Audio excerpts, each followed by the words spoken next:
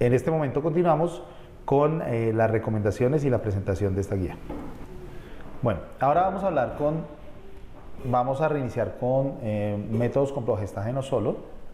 Eso quiere decir que son métodos que no utilizan la mezcla entre estrógenos y progestágenos, sino solo utilizan en su composición progestágenos. De eso tenemos varias presentaciones, como los anticonceptivos orales que tienen solo progestágenos, los implantes de levonorgestrel y etonogestrel, y el acetato de medroxiprogesterona de depósito. Las píldoras con progestágeno solo, entre ellas está la micropíldora. La micropíldora tiene una eficacia con un uso común cerca de un embarazo en cada 100 mujeres que utilizan ese anticonceptivo. Eso quiere decir que es muy efectivo, y al parecer esta efectividad está aumentada porque, como se utiliza en pacientes principalmente que estén lactando, se suma la eficacia de la lactancia más la micropíldora, y por eso son métodos muy eficaces. Si esas pacientes no está amamantando, se produce una eficacia menor a la anterior, con cerca de 3 embarazos por cada 100 mujeres. El uso teórico, cuando no se cometen errores, es menos de un embarazo por cada 100 mujeres que utiliza este tipo de anticonceptivos. Los efectos colaterales más frecuentes que se producen con las píldoras de progestágeno solo son cambios en los patrones de sangrado, cefaleas, mareos, cambios de humor, dolor mamario, dolor abdominal y náuseas. Hablemos ahora de los implantes de levonorgestrel y etonogestrel. Hay dos presentaciones: el Yadel, que es eficaz durante 5 años, el Implanon, que es eficaz durante 3 años. Esa eficacia es muy alta, es menos de un embarazo en cada 100 mujeres que utilizan estos implantes en el primer año. Y los efectos colaterales son alteraciones en el patrón menstrual, ausencia de menstruación, cefaleas, dolor abdominal, acné, cambios en el peso, tensión mamaria, mareos y cambios de humor. Además, puede producir náuseas y, al parecer, puede llegar a tener trastornos en el afecto. Y el acetato de medroxiprogesterona inyectado, que es la que utilizamos, la Depo-Provera, que el uso regularmente es por 3 meses.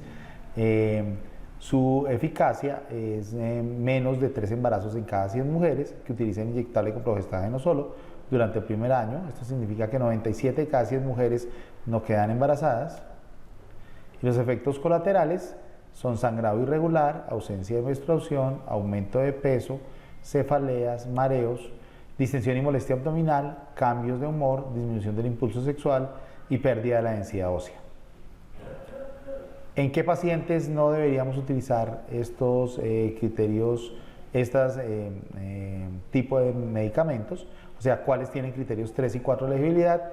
Son pacientes que tienen lactancia materna de menos de 6 semanas posparto, aunque la Organización Mundial de la Salud, en los criterios actualizados, dice que si la paciente es de difícil seguimiento podría utilizarse en el posparto inmediato. Mantiene criterio 3 y 4 el acetato de medroxiprogesterona, pero dice que uno podría llegar a utilizar implantes pacientes que tienen menos de 6 semanas posparto y que están lactando en ese momento. No se debe utilizar en pacientes con hipertensión arterial crónica no controlada, en pacientes con trombosis venosa profunda o tromboembolismo pulmonar agudo, en pacientes con cardiopatía isquémica, en pacientes con accidente cerebrovascular, en pacientes con lupus eritematoso sistémico con anticuerpos antifosfolípidos positivos, en pacientes con cefalea migrañosa con aura a cualquier edad, en pacientes con sangrado vaginal de etiología desconocida, en pacientes con antecedente de cáncer de seno o cáncer de seno actual, paciente con diabetes con nefropatía, neuropatía, retinopatía o que tenga diabetes de más de 20 años de duración, pacientes con cirrosis descompensada, pacientes con tumores malignos de hígado, y en el uso también de medicamentos anticonvulsivantes como fenitoína, carbamazepina, barbitúricos y primidona, o pacientes que utilizan rifampicina. En esos pacientes, estos métodos con progestágeno solo no deben ser utilizados. Hablemos ahora de píldoras anticonceptivos de emergencia. Su eficacia es relativamente alta.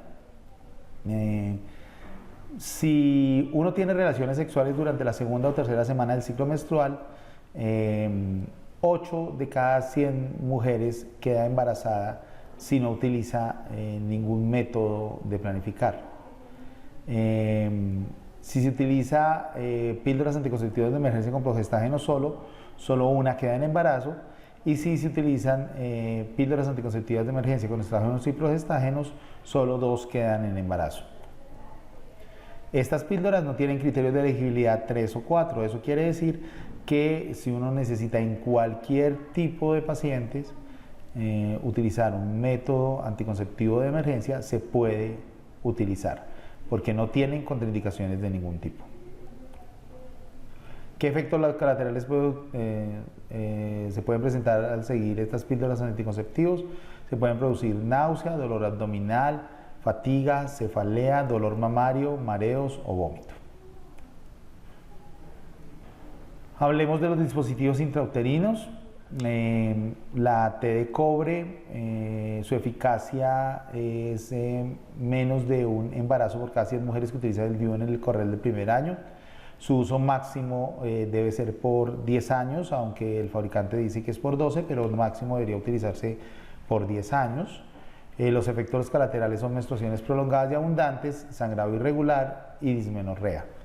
No se deben utilizar, o sea, tienen criterios 3 y 4 de elegibilidad en pacientes con posparto mayor a 48 horas o menos a 4 semanas, pacientes con sepsis puerperal, paciente inmediatamente después de aborto séptico, paciente con lupus eritematoso sistémico con trombocitopenia severa, pacientes con sangrado vaginal de etiología desconocida, enfermedades trofoblásticas gestacionales, cáncer cervical, cáncer de ovario, cáncer de endometrio, miomas uterinos con distorsión de la cavidad uterina, anomalías uterinas congénitas, enfermedad pélvica inflamatoria actual, cervicitis purulenta o infección actual por clamidia o gonorrea. SIDA sin terapia antirretroviral o pacientes con tuberculosis pélvica no deberían utilizar esta T de cobre. Y el dispositivo con levonorgestrel, comercialmente hay 2 formas, el Mirena y el Yaides. Su eficacia es menos de un embarazo por cada 100 mujeres que lo utilizan en el correr del primer año. Efectos colaterales son cambios en el patrón menstrual, acné, cefaleas, dolor o tensión mamaria, náuseas, aumento de peso, mareos, cambios de humor. Y los criterios de elegibilidad 3 o 4, hay posparto más de 48 horas o menos de 4 semanas, sepsis puerperal, inmediatamente después de aborto séptico, tromboembolismo venoso o pulmonar agudo actual, cardiopatía isquémica, lupus eritematoso sistémico con anticuerpos antifosfolípidos positivos, migraña con aura en cualquier edad, sangrado vaginal de etiología desconocida, cáncer cervical, cáncer mamario actual o antecedente, cáncer mamario, cáncer de endometrio, cáncer de ovario. Miomatosis que distorsiona la cavidad uterina, anomalías anatómicas uterinas congénitas, enfermedad pélvica inflamatoria actual, cervicitis purulenta o infección actual por clamidia o gonorrea. SIDA sin tratamiento, cirrosis descompensada y tumores de hígado. En ninguno de estos casos que hemos hablado deberían utilizarse dispositivos con levonorgestrel. Queríamos hablar algo de esterilización quirúrgica femenina. Es importante mirar cuáles criterios podrían utilizarse para la persona que quiera realizarse una esterilización definitiva.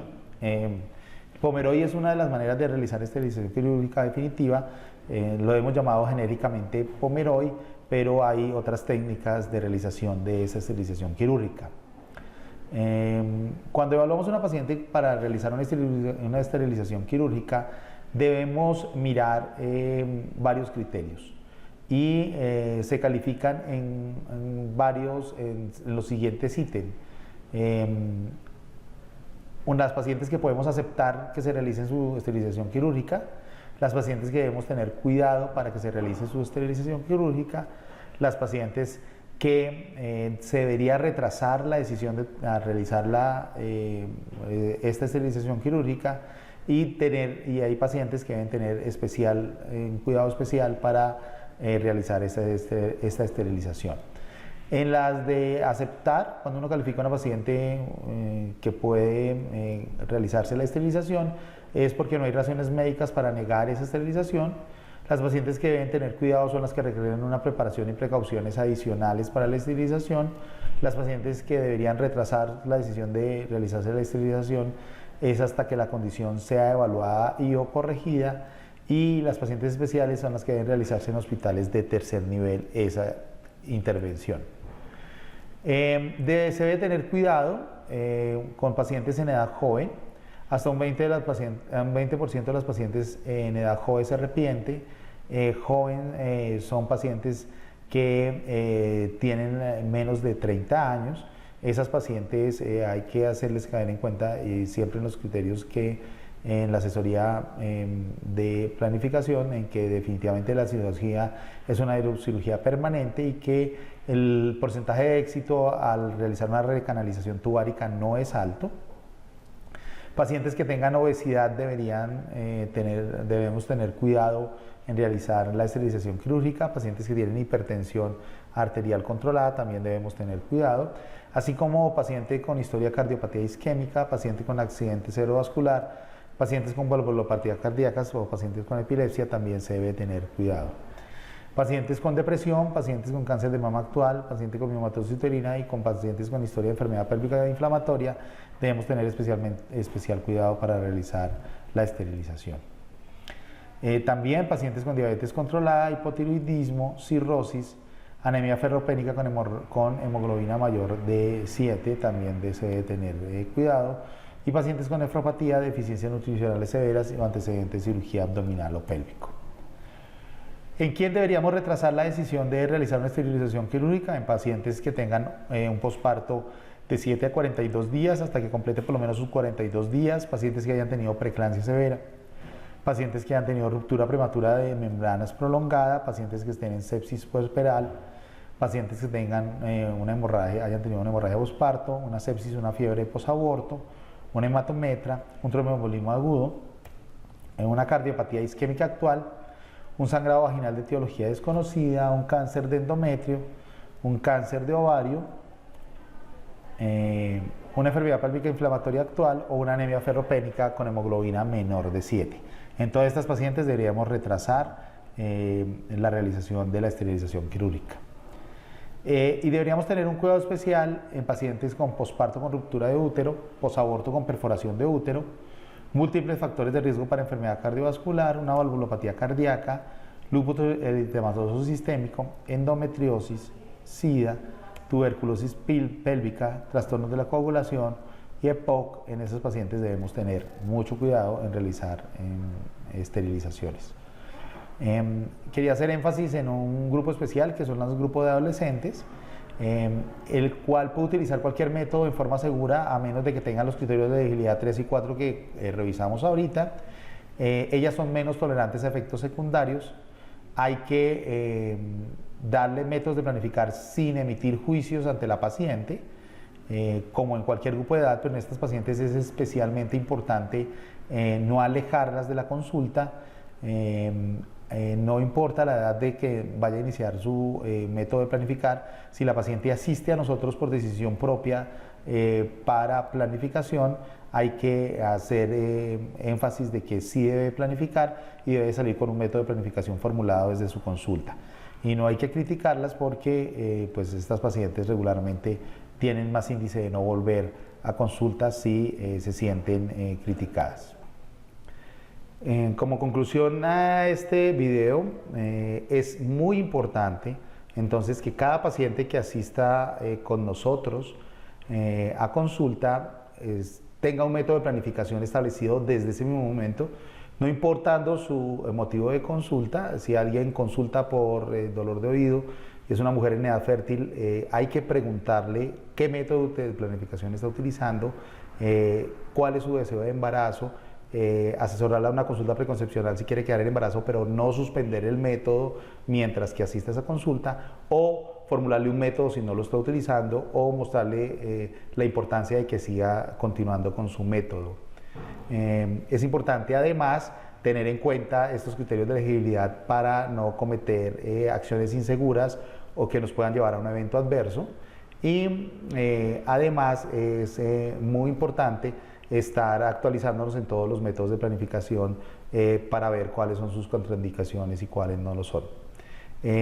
Una nota es que se utilizaron algunos nombres comerciales en este video, pero no implica que sean esos nombres mejores que otros métodos, son iguales de eficaces, se deben utilizar los grupos y no solo se utilizan como ejemplo para que se haga referencia a este tipo de métodos. Tengo que decir que no tengo ningún conflicto de interés ni trabajo con ninguna casa farmacéutica en especial para cualquier método de planificar.